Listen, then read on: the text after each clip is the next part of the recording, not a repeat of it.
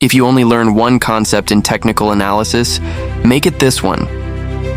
Support and resistance show up on every chart, in every market, and once you can spot them, price action starts making a lot more sense. What support is a price level where a falling market tends to pause or bounce back up. Think of it like a floor. Price keeps dropping toward it, but buyers step in at that level, creating enough demand to push price back up.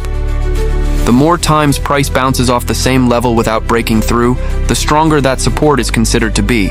What resistance is the opposite. A price level where a rising market tends to pause or reverse downward. Think of it like a ceiling. Sellers step in at that level, creating enough supply pressure to stop the price from climbing further.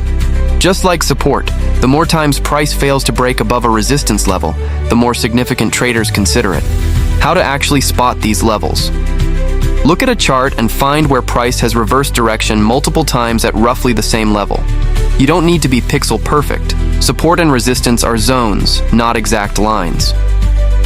A simple way to start: look at recent swing highs for resistance and recent swing lows for support. The more times a level has been tested, the more traders are watching it, which can make it more reliable. What happens when a level breaks? When price finally breaks through resistance, that old resistance often becomes new support. This is called a role reversal. The same applies in reverse. Broken support can become new resistance. This is one reason experienced traders watch these old levels closely even after price has moved past them. A word of caution. Support and resistance aren't magic lines that price always respects.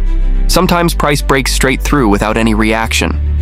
This is called a false breakout when it snaps back, or a genuine breakout when it continues.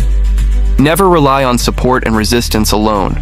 Combine it with other confirmation like candlestick patterns or trend direction before making trading decisions. Outro. CTA. So to recap, support is a floor where price tends to bounce, resistance is a ceiling where price tends to reject, and both can flip roles once broken. Try marking these levels on a chart you're watching right now.